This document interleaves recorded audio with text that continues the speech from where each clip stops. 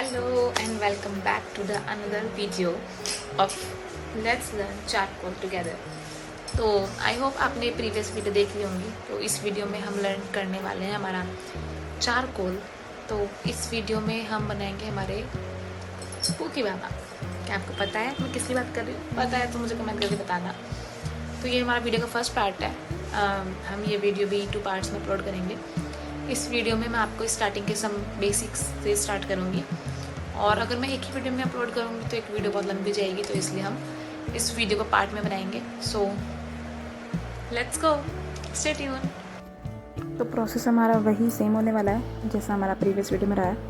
तो कुछ भी करने से पहले हम पहले करेंगे स्केचिंग, और स्केचिंग डिपेंड करता है आप किस तरह से करना चाहते हैं। If you are good at free hand तो आप फ्री हैंड कर सकते हो, और अगर आपको बिल्कुल एग्जैक्ट चाहिए कुछ भी, आप अगर अपना और भी ज़्यादा कंफर्ट में जाना चाहते हो तो you can go with grid method. Grid method में बेसिकली क्या होता है, आप कोई भी फ़ोटो आपको जो बनाना है, आपका जो रेफरेंस इमेज है, आप उसको पहले 3x4 में कन्वर्ट करते हैं। 3x4 साइज़ में कन्वर्ट करने के बाद आप एक ऐप है फोटोग्रिड, अगर आप कहोगे तो मैं उस ऐप को कैसे चलाते हैं, कैसे मेजर करते हैं, कैसे ग्रिड लगाते हैं, पूरा वीडियो बना दूँगी उस पर अलग से। अगर किसी को ज़रूरत तो आप मुझे कमेंट करके बता देना। तो उसमें हम फ़ोटो को लगाएंगे, और फ़ोटो को लगाने के बाद हम उसमें अपने फ़ोटो को अपने अकॉर्डिंगली कि हमें कितने बॉक्सेस चाहिए बॉक्सेस बनाएंगे। बॉक्सेस आप पे डिपेंड करता है, आप 1 इंच का लेना चाहते हो, 2 इंच का लेना चाहते हो, 1.5 इंच का लेना चाहते हो, 3 इंच का लेना चाहते हो। इट्स अप टू यू कि आप जो बॉक्स का लेंथ है, चौड़ाई है, लंबाई है, विड्थ है, वो आप कितने बड़ा रखना चाहते हो। अगर आप बहुत बड़े चार्ट बनाने में कंफर्टेबल हो तो आप बड़े में जा सकते हो। आपको अगर बहुत ज़्यादा डिटेल चाहिए तो आप बिल्कुल छोटे बॉक्स में जा सकते हो। It's all up to you. तो हमने उस मेथड से हमारा फ़ोटो ड्रॉ किया, तो हम उसी, और आप हमेशा ध्यान रखें कि मुझे लगता है कि ऑलमोस्ट सब लोगों की गलती यहीं पे होती है कि हम लोग पोर्ट्रेट बनाने में बहुत ही ज़्यादा जल्दी करते हैं। मैं भी जब पहले मेरा स्टार्टिंग टाइम पीरियड था, जब मैंने 2000 आई गेस 18 या 19 में स्टार्ट जब किया था, तो बस शुरू में स्टार्टिंग में रहता है कि जल्दी से ख़त्म करो, कंप्लीट करो। और हम कलर में टाइम दे देते हैं। हम चारकोल अगर बना रहे हैं तो चारकोल में टाइम देंगे, और सबसे ज़्यादा टाइम कम हम सोचते हैं कि फटाफट से पहले स्केचिंग हो जाए, फिर हम बाकी सारा काम करेंगे।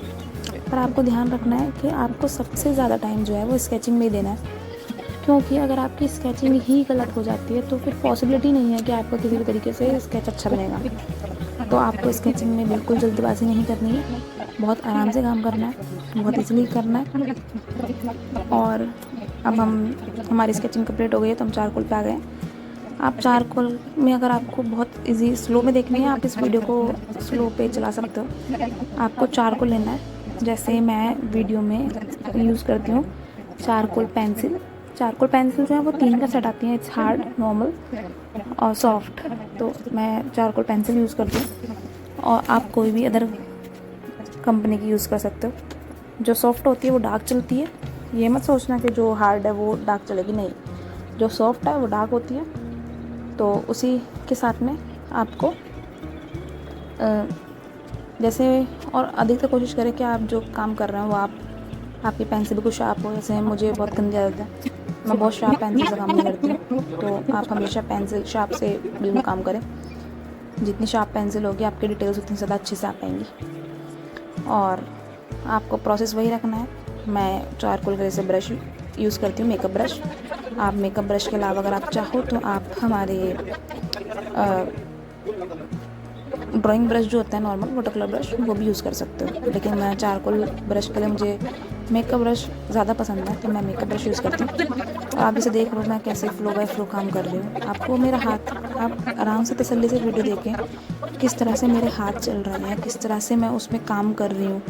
अगर आप, मतलब मुझे लगता है कि अगर आप सच में ही सीखना चाहते हो तो मैं बहुत ही ईजी मेथड से आपके लिए ये वीडियो बना रही हूँ, ताकि आप बहुत ही ईजीली और बहुत आराम से सीख पाएँ और बिल्कुल भी दिक्कत ना हो। मैं चाहती हूँ कि इस दुनिया में बहुत अच्छे आर्टिस्ट बने निकले, और तो मैं कोशिश करूँगी कि मैं आपको बिल्कुल इजी से इजी मेथड में सिखा पाऊँ, ताकि आप सीख पाएँ। और बहुत सारे बच्चे, बहुत सारे लोग जो अफोर्ड नहीं कर सकते, आर्ट कॉलेज या कुछ भी, उनकी थोड़ी सी मदद कर पाऊँ आर्ट को सीखने में। बाकी जो आर्ट है वो प्रैक्टिस का सब्जेक्ट है, आप जितना ज़्यादा प्रैक्टिस करोगे आपका हाथ, मैं आपको किसी दिन मेरे प्रीवियस ईयर के पिक्चर्स दिखाऊंगी जो मैंने पहले बनाए हैं, आप बोलोगे ये क्या है, मतलब बिल्कुल भी अच्छे नहीं आपको लगेंगे। तो आप हमेशा ये ध्यान रखें, आप पेशेंस रहें, प्रैक्टिस करें, प्रैक्टिस से ही जितना आप ड्राइंग करोगे, जितना आप प्रैक्टिस करोगे, आपकी ड्राइंग उतनी अच्छी होएगी, उतना आप सीखोगे, उतना आप लर्न करोगे। तो बस प्रैक्टिस करो। और जैसे मैं अपनी ड्राइंग में आपको बेस तो बता ही रही हूँ, आपको बेसिक तो समझ में आ ही जाएगा कि आपको किस तरह से करना है। और आपको जब वो समझ आ जाए तो उसके बाद फिर आपके ऊपर से प्रैक्टिस प्रैक्टिस प्रैक्टिस प्रैक्टिस, आपको बस प्रैक्टिस करनी है। जैसे यहाँ पे बड़ा पोर्शन है, अगर आपको बड़े पोर्शन पे कुछ भी ब्लेंड करना है तो आप हमेशा बड़े पोर्शन को ब्लेंड करने के लिए आप हमेशा जो है चारकोल का यूज़ करें। आप कोशिश करें कि आप डायरेक्ट कुछ भी यूज़ ना करके आप कॉटन ले, कॉटन से ही ब्लेंड करें। और देखो ये फेस हमने कितने अच्छे से बना लिया है। तो बस हमें ऐसे ही कंटिन्यू ब्रश से ब्लेंड करना है पेशेंसली।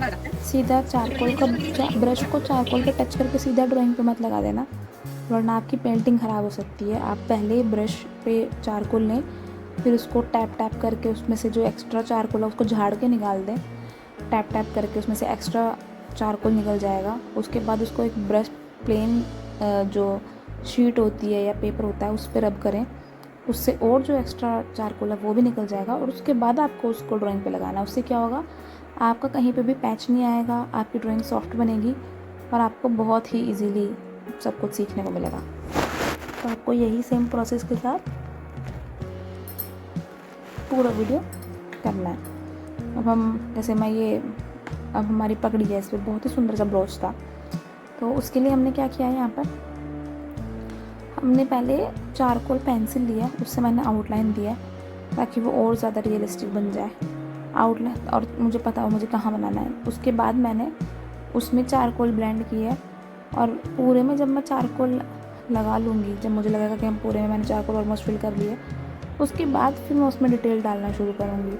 तो देखो कुछ भी आर्ट हमारा फील्ड ऐसा है, आप जल्दी में कुछ बनना चाहो तो कुछ नहीं बन सकते, आपको बस सब्र रखना है, पेशेंस रखना है, और उसके बाद आपको बन जाएगा। तो हम फटाफट से हमारा ब्रश की हेल्प से पूरे पे चारकोल लगा रहे हैं।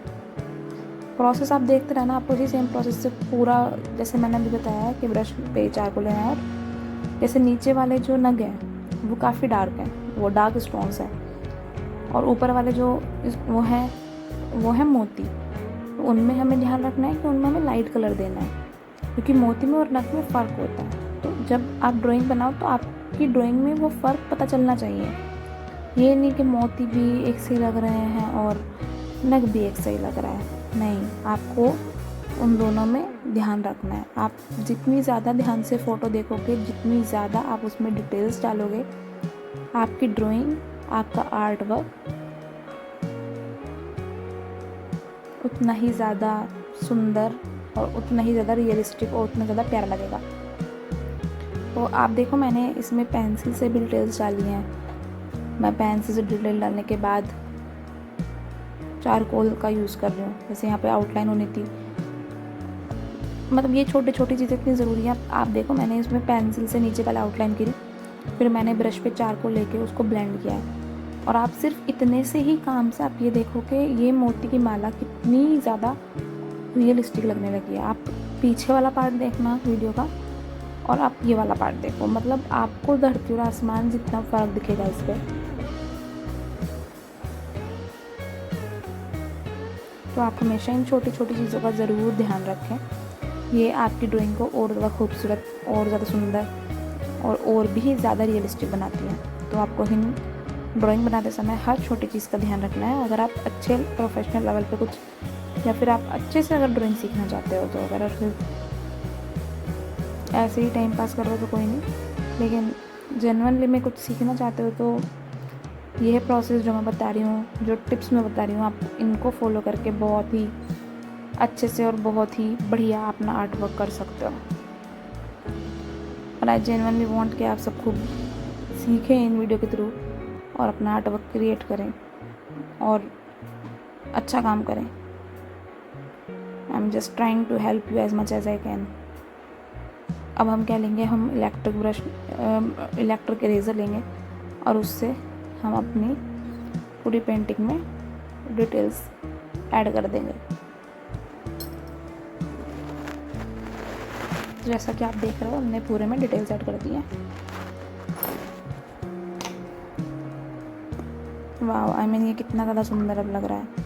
आप पूरे पेंटिंग में सिर्फ ये ब्रोच को देखो, आपकी ब्रोच कितना ज़्यादा रियलिस्टिक और कितना ज़्यादा सुंदर लग रहा है सिर्फ छोटी छोटी डिटेल्स को ऐड करने की वजह से। तो आपको जो है हर छोटी डिटेल का ध्यान रखना है और ड्राइंग वर्क को आपको अच्छे से बनाना है, उस पर अच्छे से आपको काम करना है। अब हम हमारी जो पगड़ी है उसमें डिटेल्स डाल लेते हैं। तो अब हम फटाफट से हमारी पगड़ी के फोल्ड्स बना लेते हैं।